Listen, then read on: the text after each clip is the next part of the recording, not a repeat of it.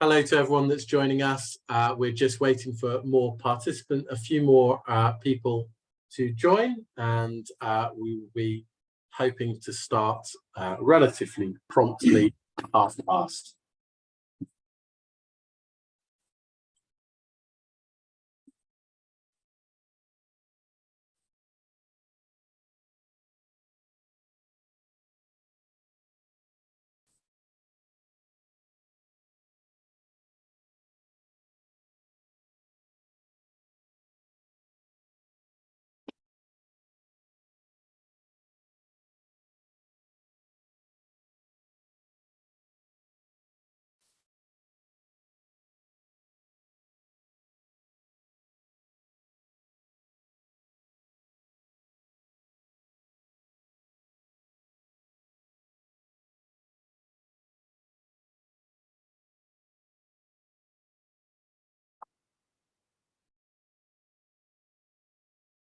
Hello to everyone that's joining us. Just to let you know, we are just waiting a few more minutes to let a few more people who have signed up join on, and we will be hoping to start at or soon after past.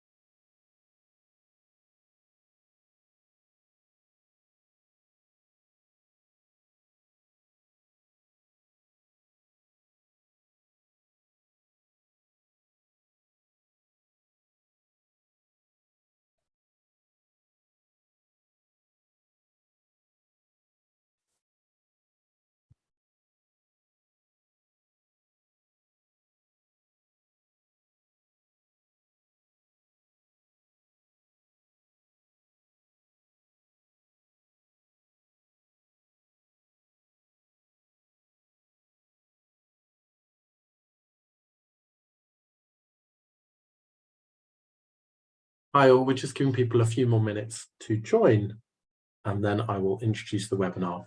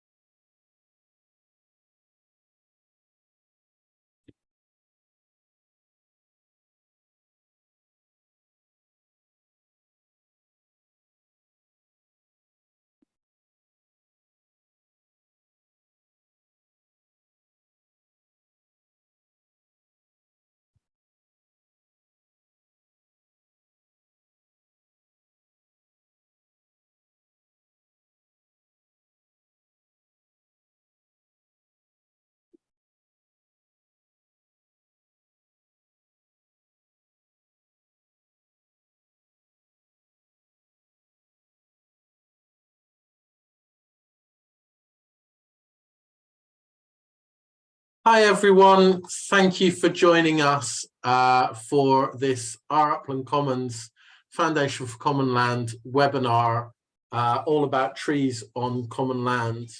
As many of you will know, there's an increasing pressure globally really to increase tree cover as a way of responding, of both locking carbon and combating climate change.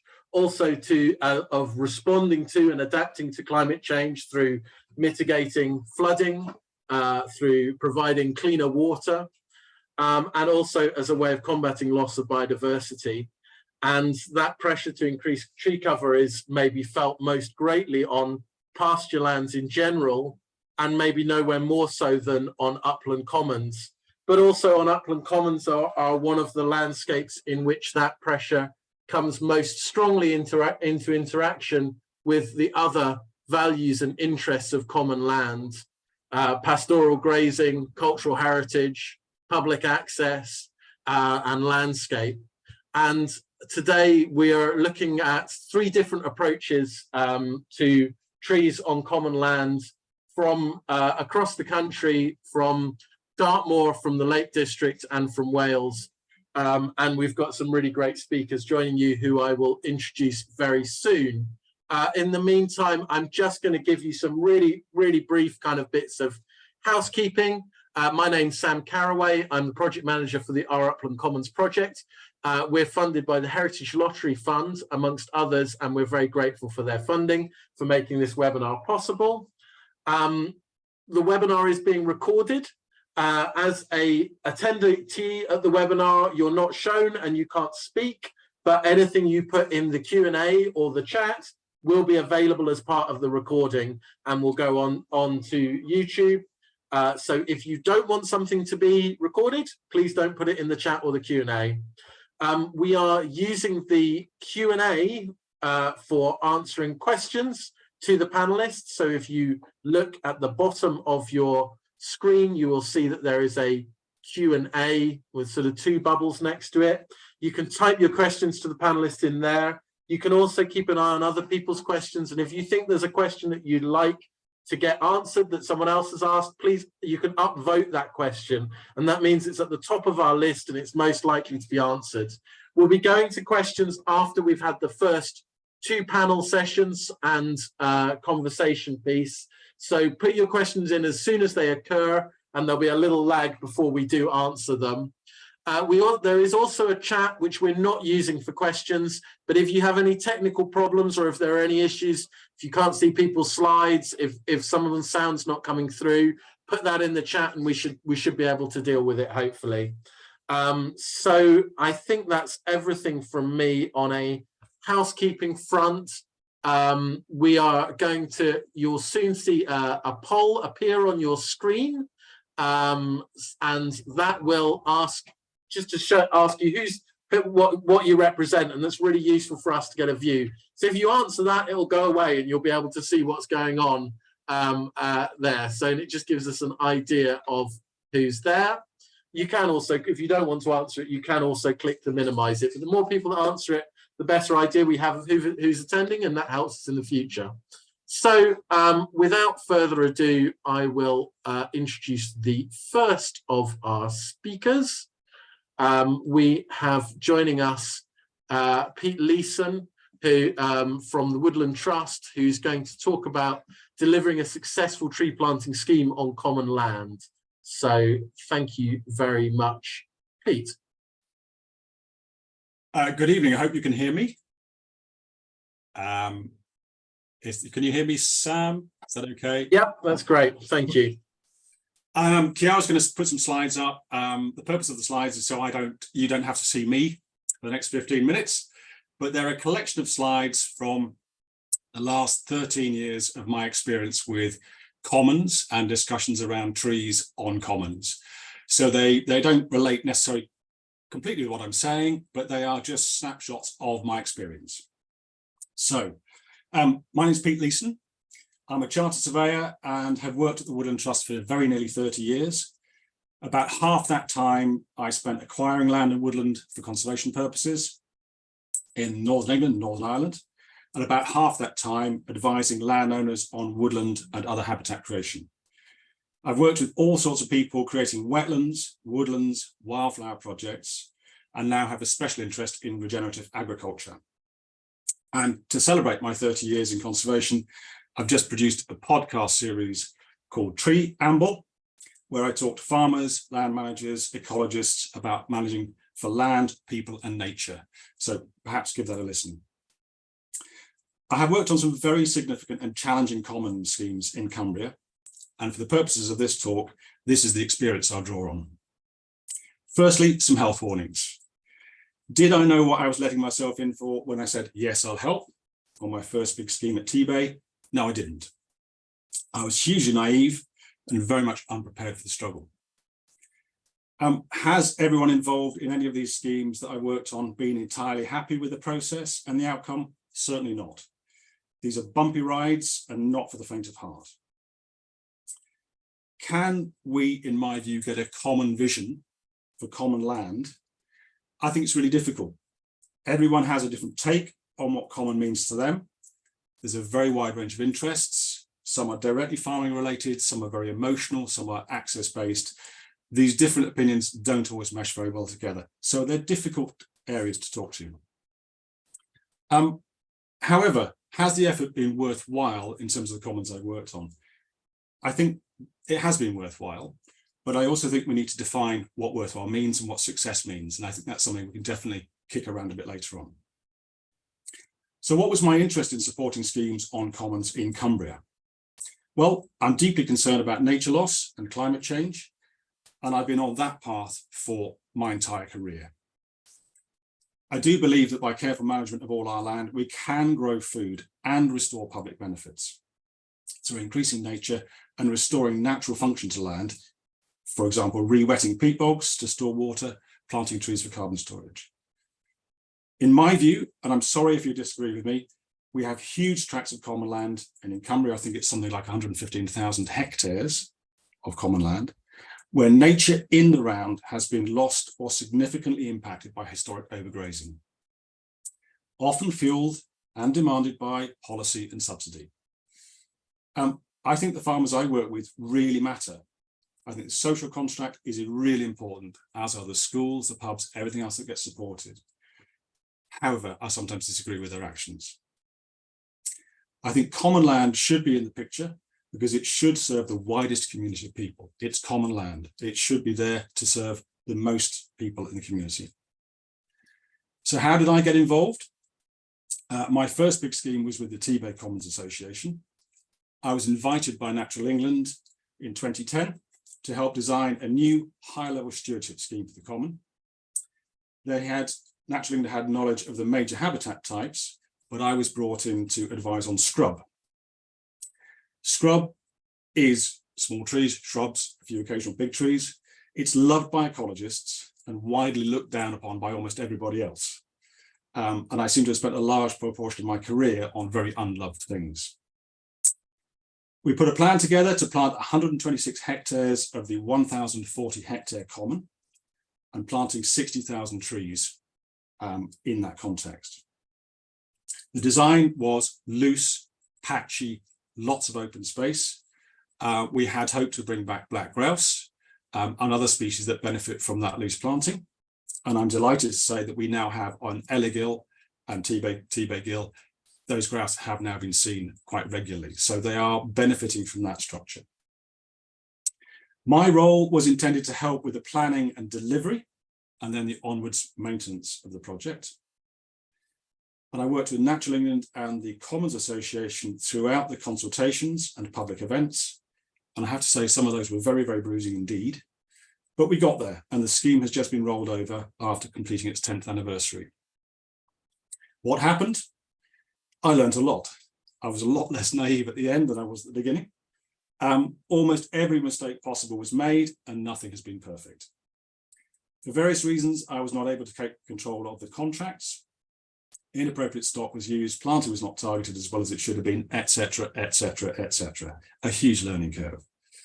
And tree take was going to be slow. It's a high, cold common in a difficult location. But the amount of maintenance required was also under scoped as well. But at year 10, trees are now establishing, and we can see also natural regeneration coming in as well. So birds are visiting site, they're bringing in hawthorn seeds and rowan seeds. So it's beginning to move of its own volition, which is amazing to see. If you drive up and down the M6 or go up and down the railway line, you can see the trees now appearing on T-Bay Common. Significantly though, also the vegetation has moved, which is one of those things that I thought it was all about trees at the beginning. Actually, it's about vegetation And one of those things is the tree. So it's trees, it's sphagnum mosses, it's all sorts of different things that are coming. And we've seen a huge increase in flora. And we've done a lot of monitoring on T-Bay and other commons. We've seen insect numbers drastically increase. And in terms of breeding birds, that's one of the things we have been monitoring quite closely. Our baseline surveys when we started the scheme were 4 breeding birds on the common. And in 2022, we had 13 breeding bird species on the common. So we've definitely got an increase in biodiversity as a result of this work. And I think we have a great relationship with most of the graziers, and notably the chair of the association.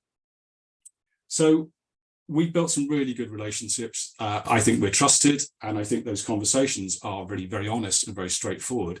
And I think we're in better shape to talk about this commons issue now than perhaps we were 10 years ago. As a result of T-Bay, I've subsequently been involved in quite a few other commons, including Malastang, West, Burkitt, Naby, Ravensdale, Crosby, Ravensworth, Corney, Wobberthwaite, Coniston, and others. And they've all had their challenges. They've all had different pulls and pushes on them. They've all been very interesting to put together. The major funding route we chose was higher level stewardship to start with, and now countryside stewardship. The Forestry Commission type approach hasn't really worked for us up here on commons. And I think the funding route forward is probably agri-environment rather than forestry grants. But the additional money we brought in, Woodland Trust have been able to support my time. And we have also paid for some extraordinary costs, such as consultations, ecological monitoring, pre and post, put money into maintenance, public events, etc. So we brought additional money into the being as well. My interest has also allowed us to bring in study groups, and one major one has been Nick Chappell's work on quantifying natural flood management. And Nick Chappell has been heavily engaged in T-Bay and Malastang commons, looking at water cycling. And he's published some very interesting results on that, which pretty much shows that plant trees, restore vegetation, and lo and behold, you slow down water, reduce flood peaks, and critically with climate change, you also reduce the temperature of water coming off the commons. That's particularly interesting for salmonids and insects as well. So water stress is major on these upland commons. The requirement for fencing on these upland commons poses issues. The Secretary of State approval is time-bound. Fences don't last very long and need maintenance.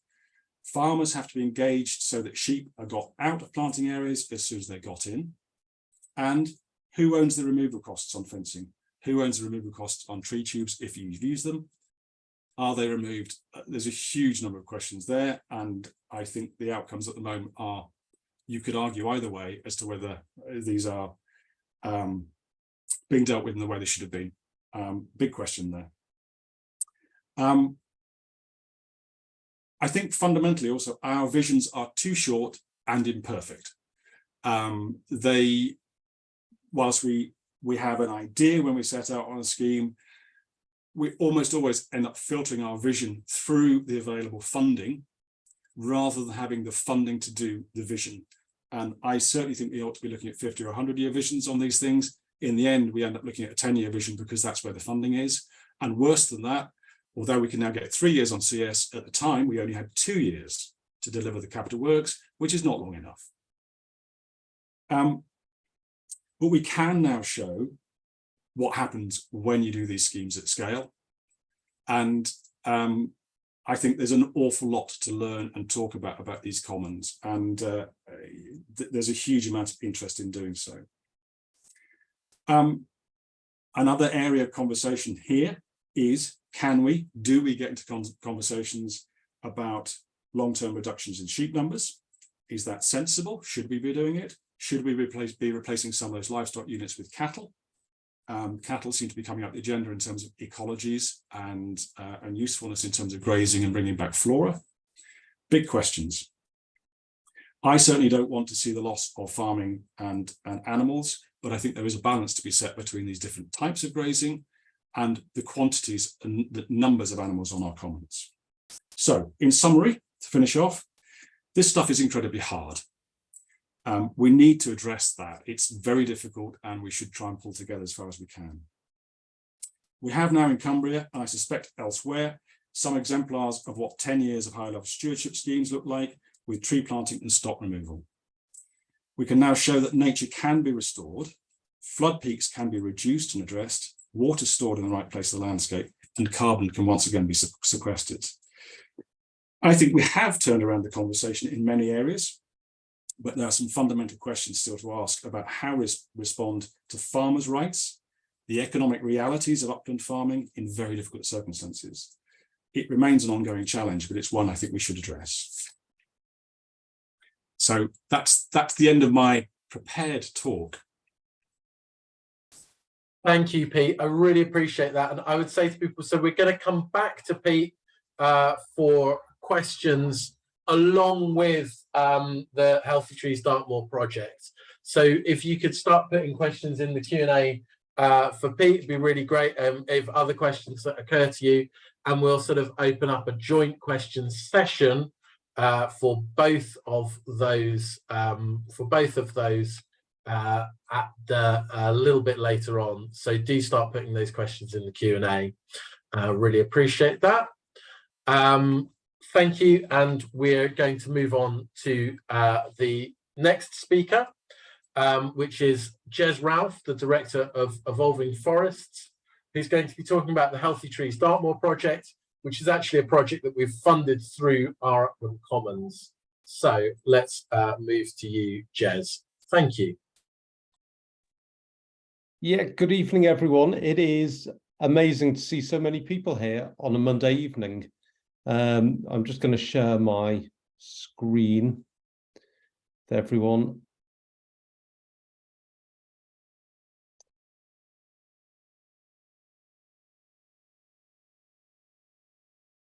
So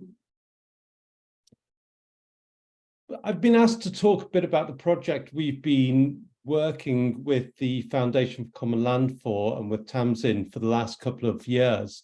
And the origins of it are quite interesting. I run a business called Evolving Forests. We kind of just like to do things that are exciting and innovative and different, that takes forestry and treescapes forward.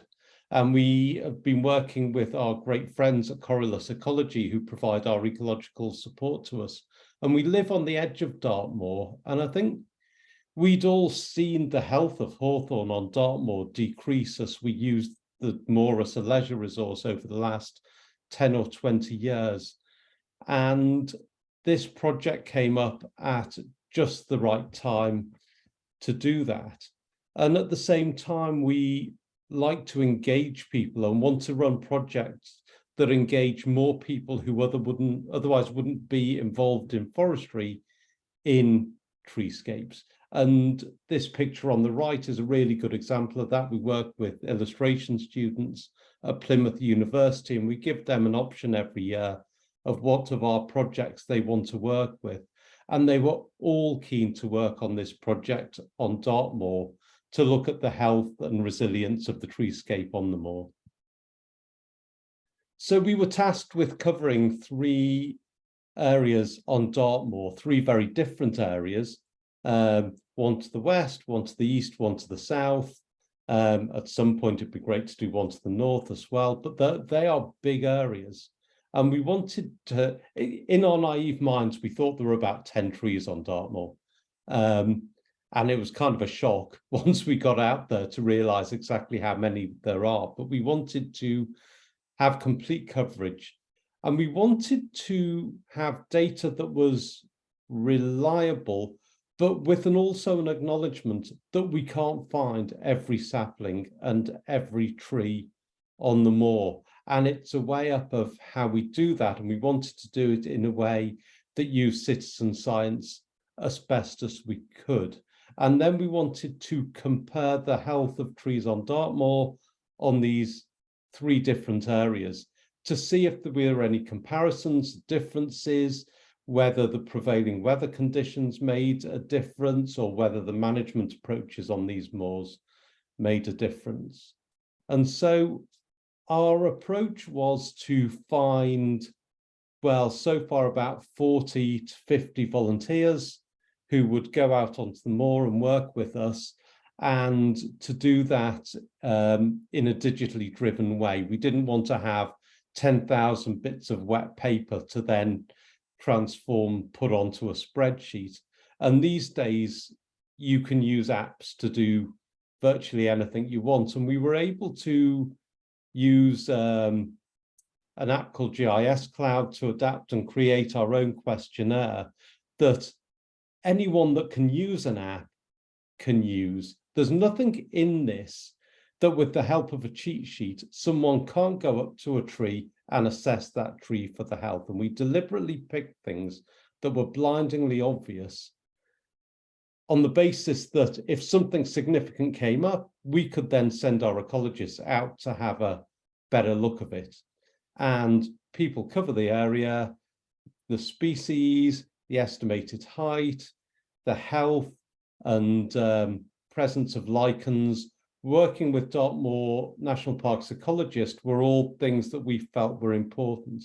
And then people could go onto the map and see where it had been surveyed and where hadn't, and pick areas that hadn't been done yet. And every time they assess a tree, they take a photo, that photo is geolocated. And so in 5 or 10 years, we could pick a sample set of trees and go back and resurvey them and see how the health of those trees has changed. I could spend an hour talking about the results. I just put these two graphs up because it demonstrates really the sort of crux of the results. By far the greatest number of trees are hawthorn. I think it's something I hadn't really thought about was where the natural tree line on Dartmoor might be, and it feels like these commons, these moors are in an intermontane zone above what would naturally be high forest and below what would be no forest at all, and it's entering a sort of possibly a natural wood pasture kind of area. What is concerning is the state of those hawthorn and all those other trees. And if we were to think about a normal woodland system, what we'd want is there to be 10 times more saplings than any other age class in that, on the basis that all those saplings, they're not all going to survive, but we'll end up with a healthy distribution of young trees and old trees. And that is not what is on the moor. There's actually very few saplings, a very great many mature trees or dead or dying. And this is certainly the case on 2 of the areas. We did not so much on the second one, and we've just finished this year's surveying. So over the next couple of months, we'll be able to start putting some real nuances on this, especially in the comparison of the different moors and the way that things are different depending on different management techniques on those moors. But just as importantly to the survey, I think for us has been the engagement and the place and community, and bringing people together to realize that there are actually trees on the moor, and it is a type of treescape. We've spent a lot of time with commoners. We've spent a lot of time with the owners. I know some of whom are on this call. The volunteers that have come in, I fully expected to get a load of volunteers who had done a lot of conservation volunteering and we could just send out. But actually to have a good many volunteers turn up that didn't know an oak from a hawthorn was amazing. Slightly frustrating in the training of them, but amazing that these people want to come out and understand what the moor on their doorstep is all about. We've been able to engage students, and we've been able to engage with other researchers in the headwaters, in oral history, in illustration. It's been an amazing format to engage with such a huge cross-section of society. the next stage on from that is a phase of protection and planting, and it is a slow business. We use the survey results to inform our approaches. So on some moors where there's much more regeneration, but there's perhaps not so much need for fencing or formal protection. On moors where there's obviously a much huger amount of grazing, perhaps there's more of a need for some kind of protection. And then that goes into a consultation phase. And then what we've done is started on a very small scale approach of using cactus guards for a very small number of regenerating oak and hawthorn, which we think are the two most important species, the two that struggle most to get away. And then following on from that, the idea is to use some very small scale exclosures for a longer period of time, depending on these fencing issues, to look at different methods of regeneration. So it'd be ideally we'd have a trial where we perhaps left one exclosure to natural regeneration, one to traditional planting. I'm extremely interested in Miyawaki type planting of extremely close spaced dense planting as a way of getting trees away really fast. And if we can do that within the 5-year period, then it would be an amazing result for us. There's obviously a lot of issues with all of this. One for me is whether we've left it too late or not to regenerate treescapes on the moor. But I think we can think of Dartmoor as an extensive wood pasture system. And wood pasture provides an amazing array of benefits. And certainly if we were in the lowlands, the number of farmers moving to wood pasture because of its benefit to grazing systems is huge. And I think perhaps we need to look at it more in that light.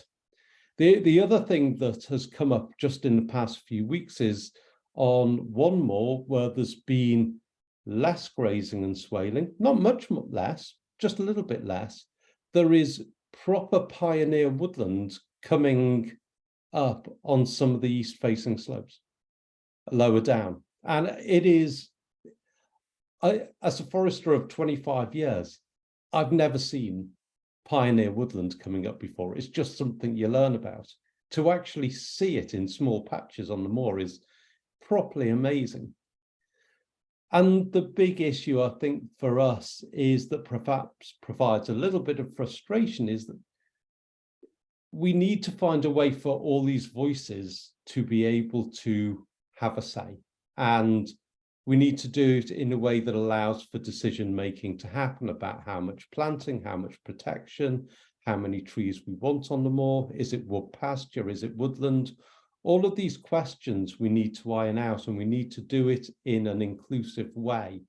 And we need to find, I think, a better, faster way of making those kind of decisions. And I think at that point, I'm going to leave it there. Thank you very much, Jez. I really appreciate your talk. Thank you for joining us for that. So next, before we go to the Q&A, so do please put your questions in for Jez, as well as any more questions for Pete that come through. But what we're now going to go to Tamsin Thomas, who's the project officer in Dartmoor for the Our Upland Commons project. And Tamsin is going to speak to 2 commoners representing 2 of the different commons involved. Philip French, chair of the Dartmoor Commoners Council, who grazes on Afton Ugborough Common, and Richard Gray, who grazes on Holne. And Tamsin's going to talk to them about their experience of this project and their involvement in it. Thank you, Tamsin and Philip and Richard. Thank you, Jez. That was really a really good outline of what we've been doing today on both Harvard Nugborough and Holne Commons. So I've just got a few questions that we're going to just chat through with both Richard, who's from Holne, and Philip. Philip, if you'd like to put your video on, I don't know if you're struggling with that at the moment. No. That's fine. Lovely, thanks, Philip. Thank you. So just to both of you, really, and maybe we'll start with Philip. But why did you take part in this project, and what were you hoping to get out of it? Well, evening, everyone. Yes. I mean, it seemed like an opportunity to initiate discussions. I think, as Jez has already outlined, there are still trees on the commons, particularly on the lower slopes, and particularly around through the bracken areas was the areas that particularly interested me. Mostly there's oak right by the rivers, but further up it's nearly all hawthorn basically. And over the last 10-15 years, we've seen not only the area of bracken increase, but the density has increased enormously, so that in quite a few areas now we've got virtually no grazing. So whether trees were able to bring how we could instigate trees into those areas. I think, as Jez said, there is some benefits, particularly shade and shelter, and but from an animal's point of view. So but of course we do also graze on Dartmoor, unlike the northern commons where the first speaker was working too. Well, we also have cattle and ponies down here, so you have to have substantial tree guards or fenced off areas. Thank you, Tamsin. Thanks, Philip. And for you then, Richard, why did you want to get involved in the project? I think really Holne Commoner's group of farmers wanted to sort of know how many trees there were. A lot of people don't think there's any very many trees on Dartmoor or on individual common, because you look at the skyline and you don't see many trees. And as Jez has said before, that there's lots of dying or old hawthorns, and you think, oh my God, the end of the world's coming. But what we wanted to do is sort of get somebody with a bit of experience and maybe authority to do a proper survey. And that would actually have some really useful information, hard evidence that can be taken forward and maybe used in agri-environment schemes, or even to demonstrate the layman or woman that there are trees and it is almost working in some situations already. So that was one of them. And the other thing, which was a personal thing for me, is I really wanted to know about the older trees, what age they were, whether they were very much of a similar age. And if they were a similar age, obviously there's a time limit on how long they're going to live, and are we going to lose them very quickly? Or if they're a mixed age of mature trees, we may have a bit more time than we think to sort of stagger some replacement. So that's really where we were coming from. Yeah, that's really interesting, Richard, thank you. We are going to core some of these trees, these hawthorns, just to find out the age, Jez, aren't we? And so we've still got to yet to do that within the project. Those results will be coming out. Yeah, they will. Yes, yeah. Any day now. Fabulous, that's even better. All right, so Philip, so how will this change how you're going to think about trees on the common, and will there be any changes as a result of taking part in the project and the results that we're showing? Well, I think I've still got an open mind on trees, Tamsin. I mean, to me, as I said, I think it's the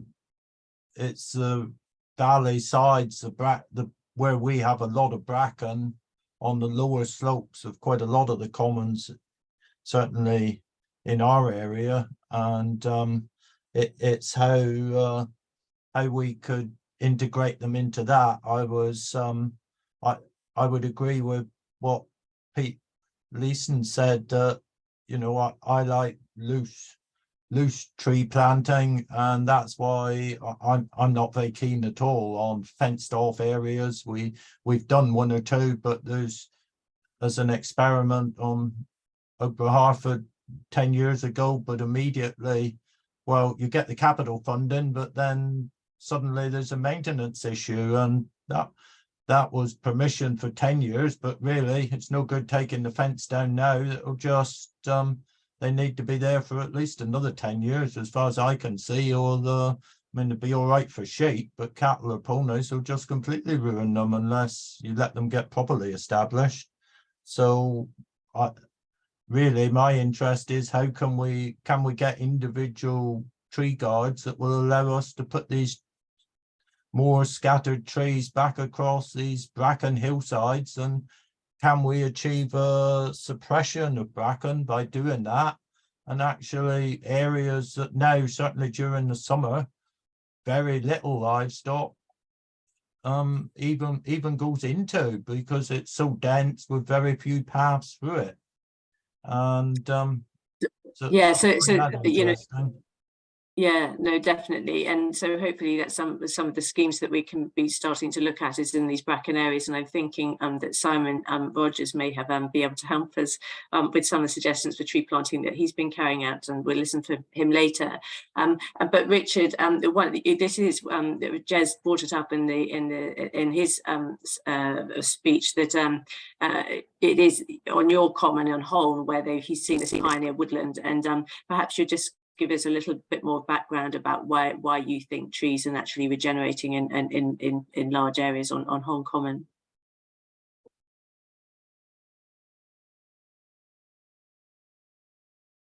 Oh dear, I think he's frozen. Has he? Is he struggling just at the moment we need him? He's frozen, look, so Tamsin. Which is a real shame. Well, hopefully we can come back to him later. But Jez did outline that it was really down to just areas that they have been able to, they've been not swaling or not cutting in certain areas, and this does seem to be where the trees are being able to get away, largely because they're surrounded by the prickly gorse. That comment maybe later after Simon's talk. Oh, hang on, should we just try once more, Richard? Are you there?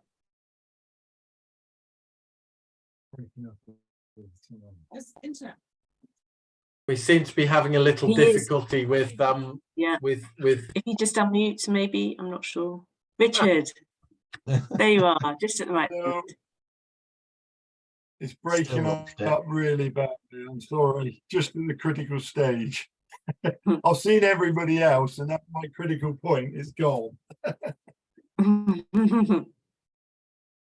So Richard, do you want to ask your question again, Tamsin, and see if we can get Richard's answer before he goes off? Richard, we just know that although the results aren't in completely from Holne yet, that we found a lot more tree regeneration than we expected on Holne, and it's where the pioneer woodland is starting to, that Jez has noticed. So why do you think trees are regenerating on certain parts of the common? You've got a combination of things, really. You've got sheltered valleys. The scrub in those sheltered valleys has not been burnt, swaled, or cut as large areas of the rest of the top of the commons have, and there's a combination of probable reasons for that. You've probably got the fact that once we become under ESA control, high level stewardship control, your burning or your cutting regime is limited. So you choose your sites as farmers for grazing to sort of get the most out of it, and the higher slopes are probably more useful. So they've slipped out of the rotational management. If I'm being honest, that's probably why. I mean, what some of the guys in the north won't realise is our lower slopes are heavily covered with western gorse, which is it's not managed. It's very difficult to graze, and that's a perfect ground for young trees to establish. And once that swaling and cutting isn't done, we've also got some host trees, some old host trees with lots of berries on. You then get the western gorse making an area suitable for the little saplings to start, and then they're away. So you've got a combination of things, and a warming climate. I think there's a definite link that that western gorse isn't being burnt off by hard frost. We used to get, you know, proper hard frosts. Those aren't happening, and so that's leaving dense areas, and that's allowing the establishment, which is probably easier than in the north of England, but it also causes some considerable management issues to do with livestock. At some stage, I like to mention that if I can, because it's this chicken and egg thing where you need to let the trees establish and give them room and shelter, and they get a microclimate. But the problem is livestock don't understand the rules, particularly sheep. And, you know, you can imagine a prickly bush trying to get sheep out. You've got a duty of care for those animals throughout the year, and you've got to gather them. And I would urge anyone who's trying to do this to really think, and urge farmers to engage, because if you engage in it, you might choose your site that will make all the difference to whether it's a success or a failure, or whether it's a real asset to you moving forward or a real pain in the backside. All right, so communication as always is really important, but I can't emphasize enough, there are issues with livestock, both sheep and cattle, but particularly sheep. If you get large areas of scrub developing without a sort of plan or fire breaks put in, things like that, you know, you need the joined up approach with it to make it work for everybody. Should we put it like that? Yeah, I think that's, you know, that's really a really good point, Richard, and especially about being active in these conversations, really, and just making sure that your voices are heard and everybody's listening really to each other, just so that these projects are successful. So that's really helpful. Thank you so much, both of you. Thank you to you too, Philip. Thank you very much. Okay, thank you, Tamsin. Yeah, thank you.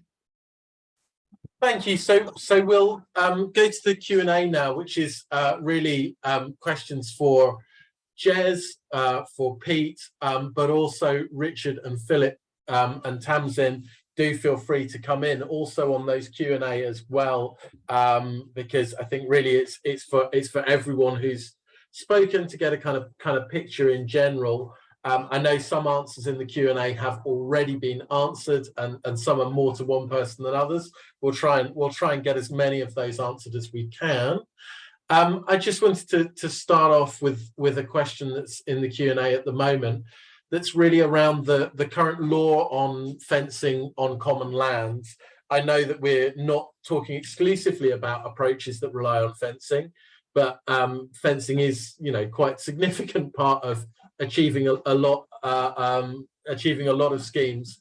And we've got a question in there that's saying currently the law makes it difficult to fence off small areas of large commons for woodlands, and even more difficult to keep those fences long enough to sustain improvement in biodiversity because of the application to the Secretary of State procedure and the objections which can be raised. There's a specific question for the foundation, and which I will sort of take back to them about whether we can help with that issue by sort of organising a meeting. But I'm keen, Pete, particularly in the first place, what your sort of experience of you know, this must have been something that you've engaged with on the schemes you're working on, and what your experience of that was, and as an obstacle. Yeah, I can unmute myself, but I can't get my video working. So okay, come in, and Kira, if you can put Pete's video on, that would be great. So I think when I started the conversation this evening, kind of issued the health warnings, and I think the more we got involved in this, the more we realized actually just how difficult it was, because there's all these things in your way, and there's all these things that we want to achieve, and there's lots of collective ambition. And as I said, I think we have a really good relationship with a lot of the farmers we're working with, the commoners. So it's not necessarily the commoners who disagree with these outcomes. However, the structure allowing us to do certain things at certain times is necessarily time bound, and it's short. So yes, we've applied to Secretary of State for permission to put fences on. We've been going for 15-year. We're going to the planning inspector with 15-year requests. The schemes we funded our projects in our 10-year schemes. So there's There's a 10-year scheme. We've just rolled over T-Bay, so 5 years, that's our 15 years. It's nowhere near enough to establish trees and vegetation in the way we'd like. There isn't any additional money in the rollover for fence repair. The relationship at T-Bay is the landowner, Lonsdale Estate, has taken responsibility for the fence, but the farmers maintain the fence with the estate putting the money up for it. So there's a relationship, there's a way forward there, but it's too short. This has got to be addressed if we want to take commons in a different direction. And the climate change biodiversity stuff should give us the leverage there, but we need a big conversation and actually get some long-term vision for these things and changing the law. And I'm interested, I guess, to bring back in on that one, actually, Philip, just because I know one of the things you were saying is about kind of actually the for you as a grazier and a commoner, that actually that fencing can be a kind of problematic thing for you. And just to kind of bring you back in on that, Philip, and if you've got anything to add to that, or if there's ways that you can, if there's different fenced schemes, or if there's anything you just want to add into that, Philip, if you're there. Thank you, Sam. I think I'm unmuted. Yeah, I mean, well, fences depends where they're put. I mean, sometimes they don't interfere, but they can very rapidly interfere with where you're drifting through. But also the whole thing about actually, you know, having clumps of trees rather than individual trees, and has been pointed out, the maintenance issues with them, and those stock welfare issues, and so you know, and also with a lot of public down in this area, well, you'd have to be very careful where you started to put fences from that point of view as well.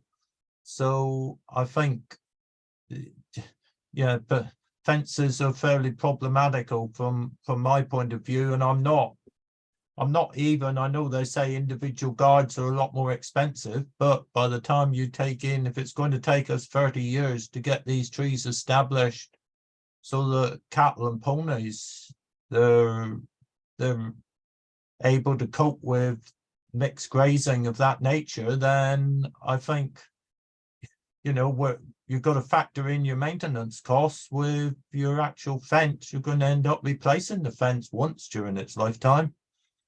And we've also got experience that we've got considerable erosion around these fenced off areas, you know, albeit they're only small, the size of a tennis court, but cattle and ponies will sort of add to the erosion around them. I'm not certain that's a very good thing either.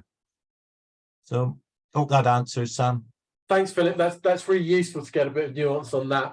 I'm going to slightly moving around throughout the questions, but there's a question that's actually addressed at Richard Gray, if you're there and you're able to answer, because it feels relevant to this as well, which is saying, what does it take to promote tree growth on a common without fencing, as on Holne, whether through planting or natural regeneration, without impeding stock management and gathers? You mentioned fire breaks. How does that help, and how does that work, and what else is helpful?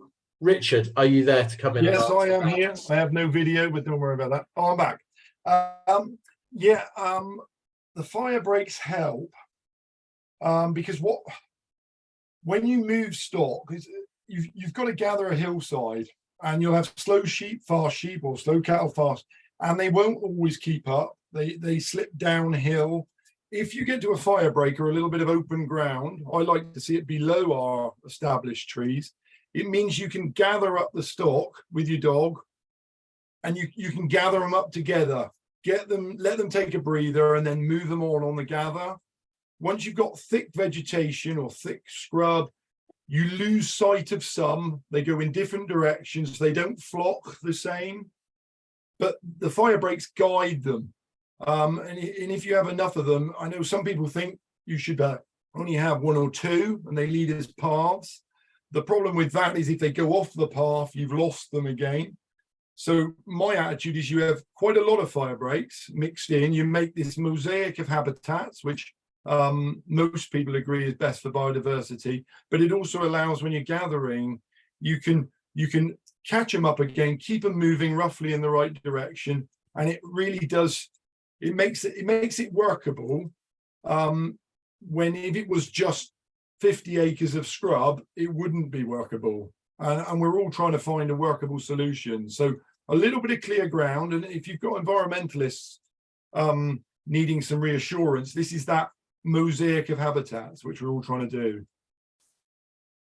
Thank you, Richard. That's really useful. Also, just wondered if you had any more thoughts really on why it is that actually regeneration is doing so well on Holne. I know you sort of started to answer. Yeah, I did.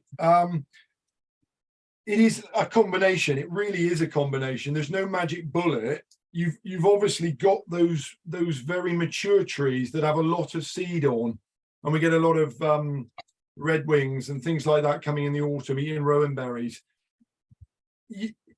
It is really that base habitat, I think, as well of the western gorse, which is almost acting like a fenced area. If you look at it, you can see that virtually certain stages of the growth, there's livestock have hardly been in there, and it lets those trees get away in quite a lot of numbers. I mean, you talked about a little bit about needing quite a lot of trees to get going to try and keep one or two alive, and that sort of nursery atmosphere on Holne, with a microclimate sort of forming, seems to have worked very well, and all the little valleys around Holne are scrubbing up. We have particularly left a couple of areas that we've chosen to really showcase it, and they've worked very, very well. As long as you've got your management prescriptions sort of worked, so the livestock can still move around. Thank you, Richard. Really appreciate that. That's really useful. Can I come in here briefly, Sam? Please do. It's management control, which is critical, and browsing numbers and the effect of browsing. So browsing is what will limit vegetation. So timing of browsing events, number of browsers, and seed trees.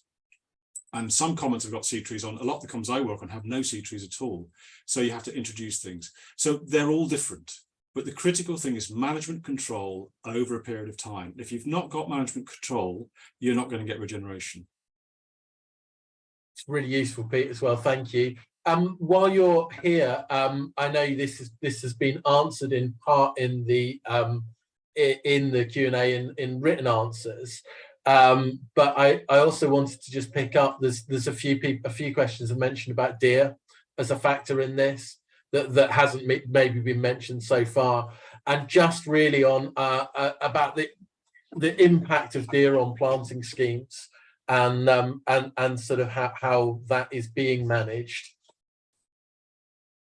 Is that for me? Yeah. Although please come in afterwards, maybe someone from Dartmoor, because I know it's also an issue there. So it goes back to my earlier point. It's the browsing that makes the difference between vegetation getting away and not getting away. Deer are one of the browsers. So whether you've got ponies or cattle or sheep or deer, they are one of the browsers. So management control includes whether you've got access to stalking or whatever, what even your population of deer is. And the more trees you have on the common, the more deer you'll have. So this is about that totality of control, and in some cases you will need to manage your deer, which means culling. In some cases, I mean, deer are native. Well, three of the six we've got are native. They should be there. All native broadleaf trees can take a degree of browsing. In some cases, it improves them. So hawthorn will respond to browsing unless it's constantly browsed. If it's visited from time to time, it will do perfectly well. If it's visited all the time, it won't. So add deer into all of your browsers, add it all up together and see what the total effect of browsing is, and then manage that so you have a level of browsing which allows regeneration. That's really useful. Thank you. I don't know if Jez or anyone else from Dartmoor wants to come in on that. Thank you, Sam. I don't know if Richard probably might like to say a bit more, but I mean, there are red deer now on Dartmoor, which, you know, sort of is a fairly relatively new phenomenon. They're more common in Richard's area. They haven't quite reached us yet, but we've seen their numbers increase quite dramatically in some areas where they have had them for 10 or 15 years. Deer aren't a massive problem in our area, but other parts of Dartmoor are, the smaller deer are a real problem. So yeah, that they are an issue in places. Thank you. I'm going to move on from this actually, because there's a very interesting question which I'm just going to have whoever sort of wants to pick this up, from Richard Crocker, who is asking around, is there any evidence that trees increase the quantity or quality of livestock forage available on a common? I just thought that was a really interesting question. I don't know if either Peter or Jez have anything that they would like to add into that. I taught the hind leg off a donkey, so let Jez go first. Jez. So foraging isn't everything, I don't think. And going onto the moor in the last few weeks, whilst it's been hot and dry, it's been quite telling that every single tree we come across has grazers sheltering underneath it. You know, and they provide an incredibly valuable resource in both the summer and winter of shelter. And there's so few of them that I think that the grass sward underneath them is inevitably really low. I think if there was more of them, you get better grass sward underneath more of them because of that shelter and water retention that they provide. And in terms of the trees themselves, there's a lot of evidence now, and there's historic evidence as well as modern evidence. So Ted Green talks about tree hay as being something that was used for millennia as an addition to grass, which is using dried ash leaves, for example. There was an article in Sheep Farmer this week or this month talking about willow trees aiding cobalt in animals and B12, aspirin as well. So we know that animals will selectively browse on willows. It's slightly anthelminthic as well. So there's lots of evidence that tree leaves are part of the diet of the herbivore, so they should be good for animals. And they've got lots of things in there that we might augment with licks or whatever, but they're a natural source of those things. So the answer is yes, but you've got to have enough of them to facilitate that browsing. And again, it's time of year based. You'll see animals that will go and selectively browse on things at different times of the year. You turn your cattle out into a field, some will go to the hedge, some will go to the grass. So yes is the answer. It will help. Thank you. Anyone else, anything to add on that? Richard, from your experience, actually on the common? On our experience, when I put the baseline down, as we had a lot of western gorse as a nursery sort of stock, you know, that let those trees get away, we would lose forage, all right, if I'm being honest, to start with. But what's interesting is we've got trees that are now probably 30 years on and are now starting to outshade the gorse. And you're now starting to see this more succulent, younger, the more tender plants, the grasses and the sedges coming back. So it may be that in our neck of the woods, the long haul, it becomes very much more relevant and a really useful tool. But that is, it's a slightly longer process than that may be thought of up country. Thank you. That's really useful, Richard. Thank you. And Peter, I'm also really glad that you picked up on that about cobalt and willow trees, because I was going to bring that in myself, because actually one of the things that we're hoping to have later on in our series of talks is something about animal health and nutrition. And certainly I was hoping that we'd be able to secure I think it's someone at Exeter University who's been doing that work about willow leaves impacting cobalt levels in sheep, which is an issue on a lot of commons. So great that we've brought that up. Thank you. I wanted to pick, before we move away from the Q&A, just to pick up on a few things that have come up. One which has been answered, but I think it was useful to kind of share, and maybe broaden it out a little bit. I don't know, Peter, if you want to start off on this one. just about sort of other kind of sources of funding, and carbon credits were mentioned, but also other forms of offsetting and private finance. Just where you think the market is at, and is that becoming a kind of viable option yet? They're quite emerging markets, I know, but is that becoming a viable option for funding or part funding schemes on common land? This is a short question, a very, very long potential answer. We are, I think, if we could get common owners and commoners into a shared space where they can have a sensible conversation about this, I think there are opportunities going forward.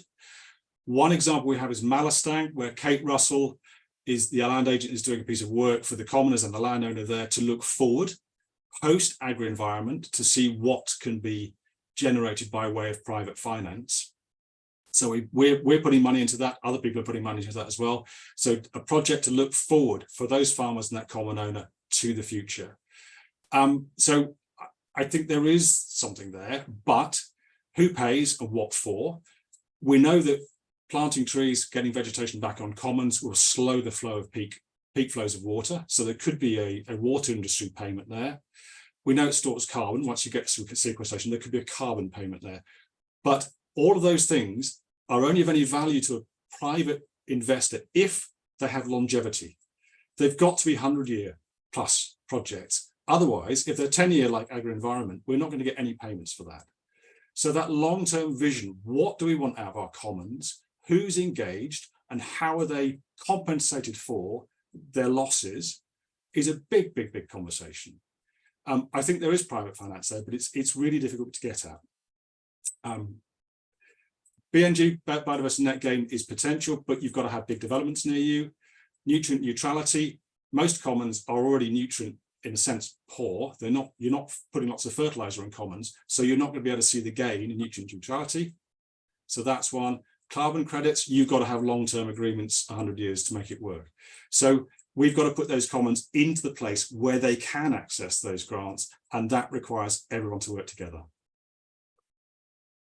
Brilliant. That's really useful and a really nice point to round off the questions. Actually, we've got, let's go just one more question. Time for one more question. I'm just gonna we've got more questions that we can answer now. So I'm gonna one last question for Jez around the project in Dartmoor. What do you think has changed since the older trees got established, Jez? You know, this is a question around why you're seeing that pattern in kind of that age pattern of trees changing, I guess, in your research. And I just wondered if you wanted to comment on that.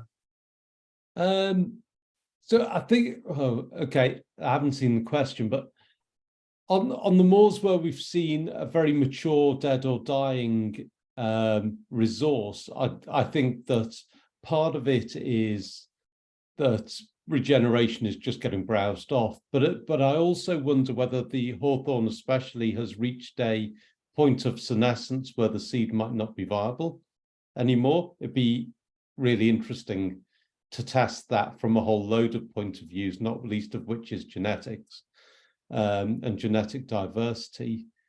And I think on Holne, I mean, Richard's gone through a lot of the reasons why it seems likely there's a greater age structure of trees, but I think one of the things is, perhaps linked to this idea of senescence, is there's far more moderate aged hawthorn, for instance, which I think probably has much more viable seed source, and we're seeing much more hawthorn regeneration in that. Thank you.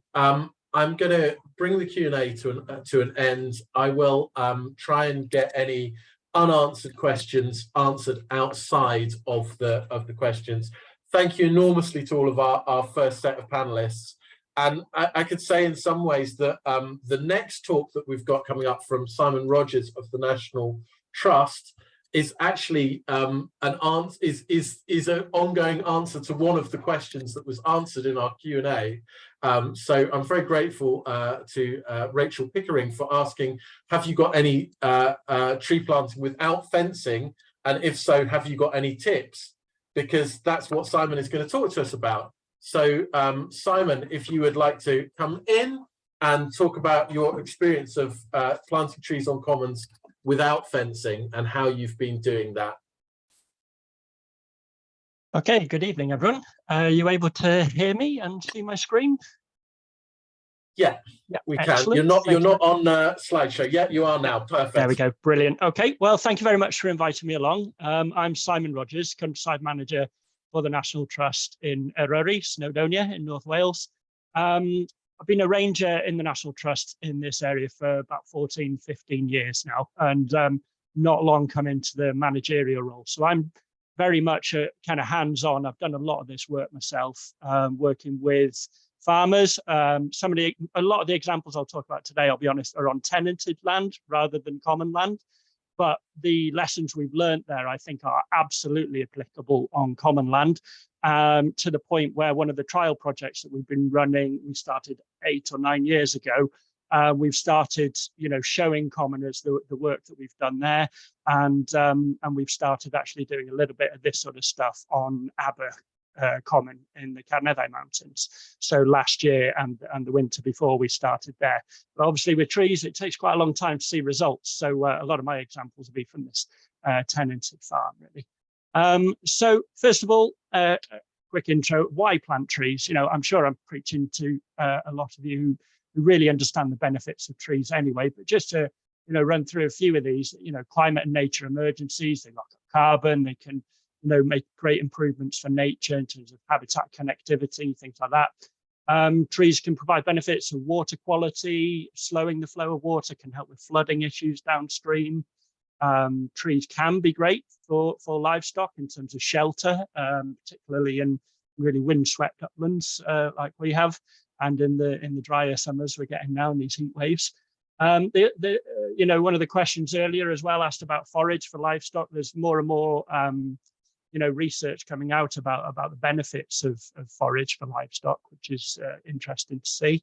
And then, I've mentioned habitat connectivity already, and also payments. There are financial incentives out there to encourage some people to plant trees, and just got to think about how you go about it sometimes. So hopefully I'll share a few good ideas here that will enable you guys to make the most of all these advantages, including the payments maybe, but we'll see. But with tree planting, it's not all positive. Conventional schemes usually require fencing, tree guards to protect the young trees that are planted, and those fences are not great, really. Not many people like fences unless they happen to be a benefit for managing your livestock or whatever. Fencing's expensive, can create an impact on the landscape. Straight artificial lines. You've got maintenance issues and ongoing costs of fencing.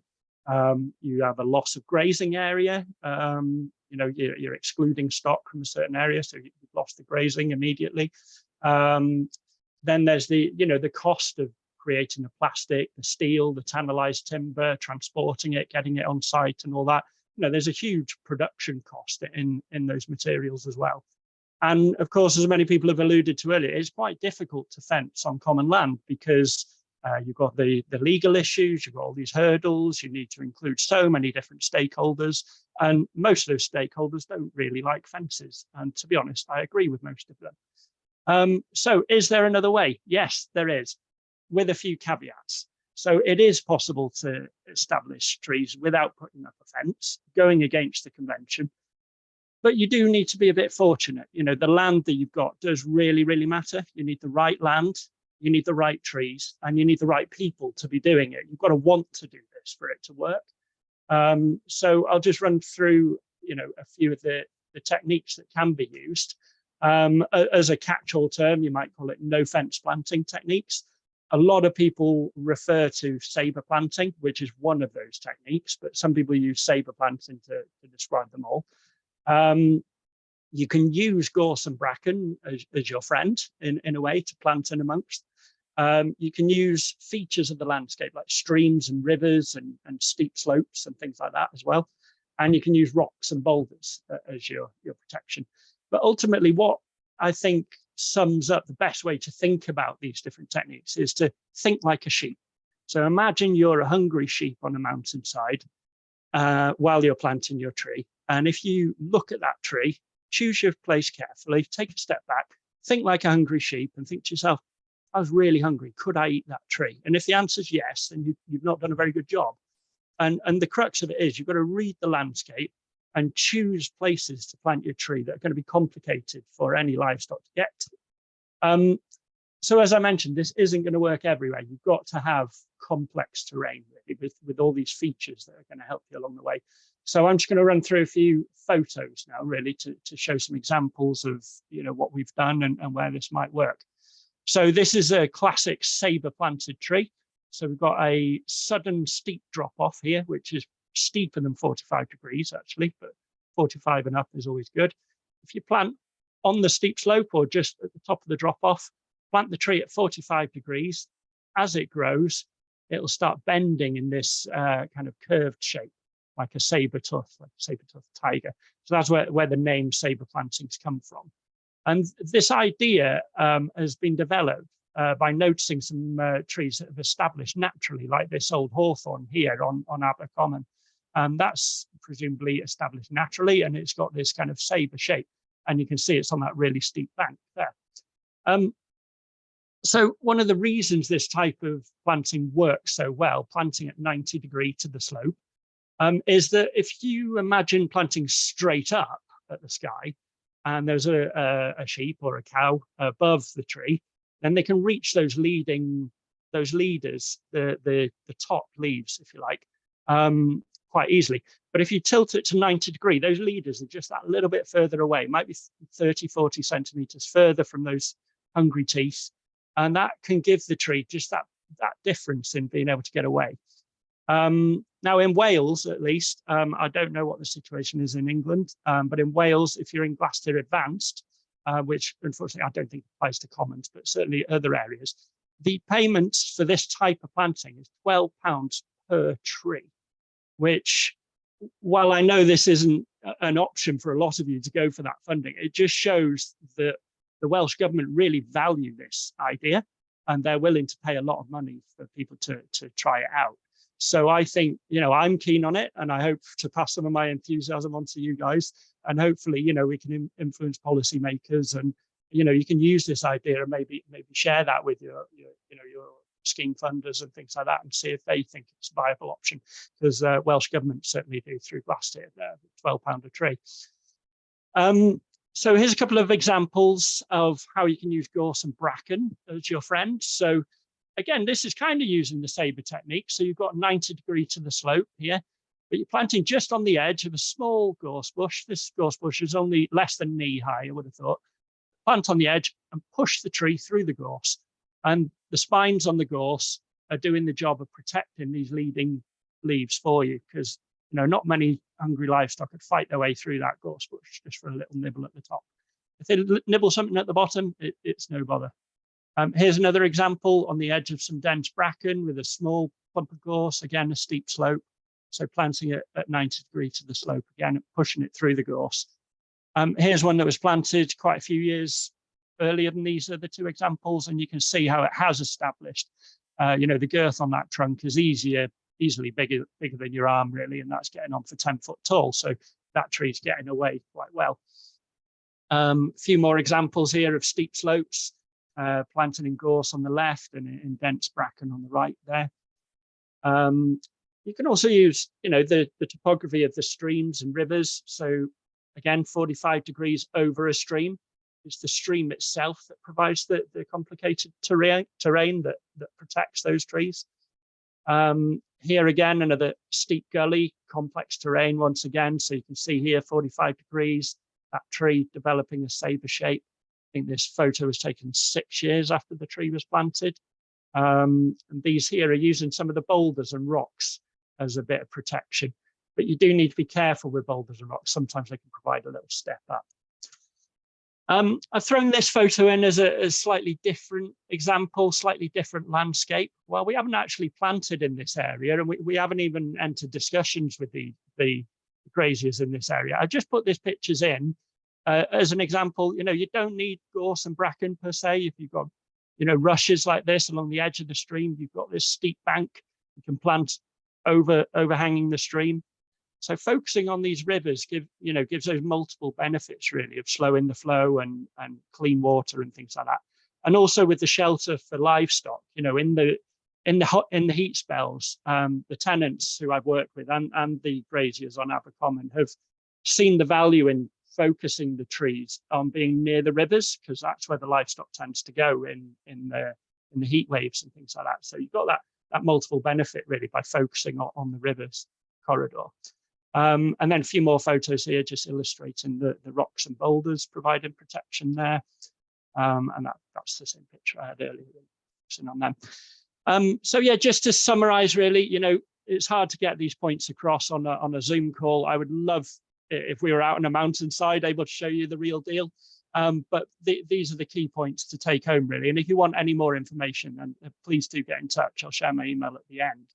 But the key points are basically there's no fences required if you've got the right kind of landscape. You just need to read the landscape. It's really important to get your eye in, take a step back, slow down.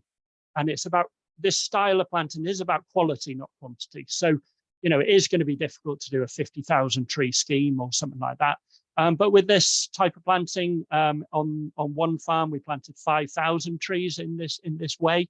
And the tenant there wasn't open to having fences at all.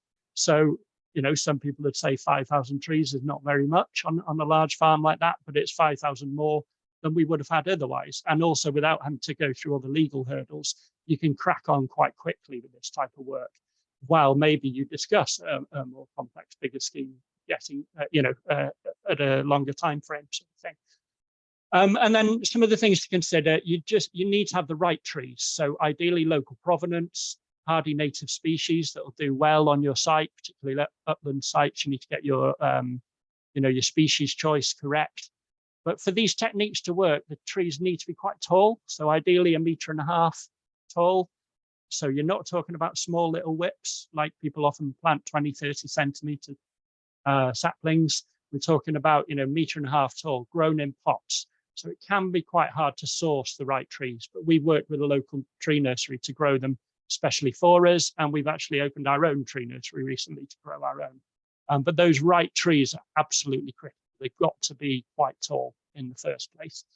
And then the right place as well. So the right place with the natural protection, the topography, and then obviously choosing the right place for the right species. So willow where it's wet and things like that.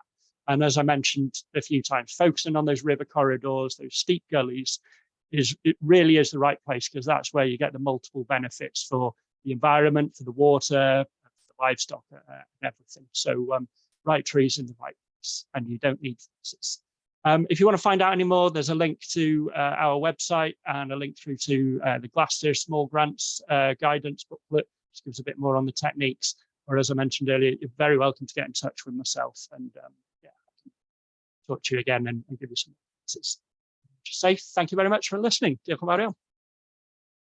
Thank you very much, Simon. Really appreciate that. That's really useful, really interesting just to see different approaches being taken across the areas.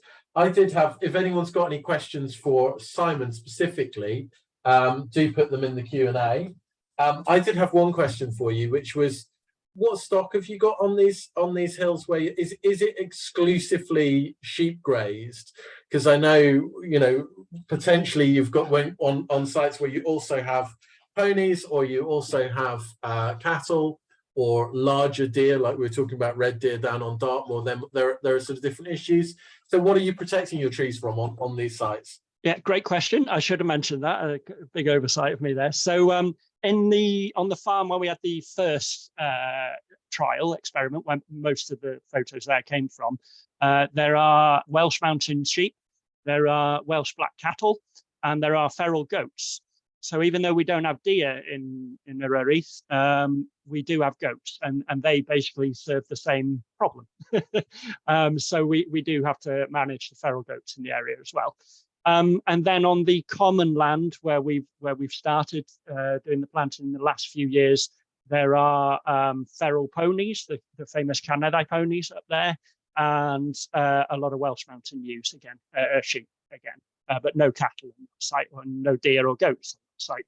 So as I mentioned a few times, it's all about reading the landscape, reading what stock's there, and just thinking about where each tree goes. That's the critical thing, is thinking about each tree individually. Thank you. And I've got a question in here from one of my colleagues. In the light of no fence planting, I was wondering if breeds of sheep are a consideration. So here we know that Shropshire, here in Shropshire, we know that if you want your orchard grazed, you get a flock of Shropshire sheep, provided there's enough grass available, because they'll leave the trees alone. On the other hand, there are other breeds that when they're turned out into a fresh field, the first thing they do is clear up the bit of hedges that are reachable through the fence. Most commoners are very attached to the cultural heritage of their sheep breeds, and rightly so, not least with hefted flocks. But is there anything you're aware of, are there any sheep breeds or traits that could be encouraged to be more suitable for commons that are grazing with regenerating trees? That's a really interesting question. I'll be straight up and honest, I don't know the answer at all. The farms and commons where we've tried this all graze with Welsh mountain ewes, Welsh mountain sheep. So I've not tried it and anywhere with other breeds, so I don't know. I would imagine there's some difference. Certainly some breeds are more athletic and acrobatic than others. So I suppose the more adventurous they are, then maybe the more challenging it might be. But yeah, if I'm honest, no experience, so I can't really comment, but I'd be really interested to know if anyone else has pointers on that. Thank you, Simon. Thank you very much. And thank you to all of our speakers. I'm going to Kira is going to launch a final poll just for you to give us some evaluation on how useful you have found this webinar. So please do answer that, really useful for us. If you'd like to get in touch with us, please do so through the Foundation for Common Land and through our emails, which we'll make available when we share this. Thank you also to everyone who's taken part. I should say that this webinar is one of a series. We're hoping to also have webinars on sheep health and nutrition. We're looking to have webinars on telling the story of commoning and commons, and a few other topics as well coming up. What I would say is please follow our Twitter. Please look at the news articles on our website if you'd like to find out more about the webinars that we've got coming up. We'll also share them through our newsletter distribution list. So thank you again to everyone that's taken part and to everyone that's answered questions. You'll see you've got Simon's has added his email into the chat there. So if you've got any questions for him, you can go directly to that. If there are any questions that weren't answered, we will try to get back to those at a later date. So really appreciate everyone that did ask something, and really appreciate everyone for coming along. Thank you all very much.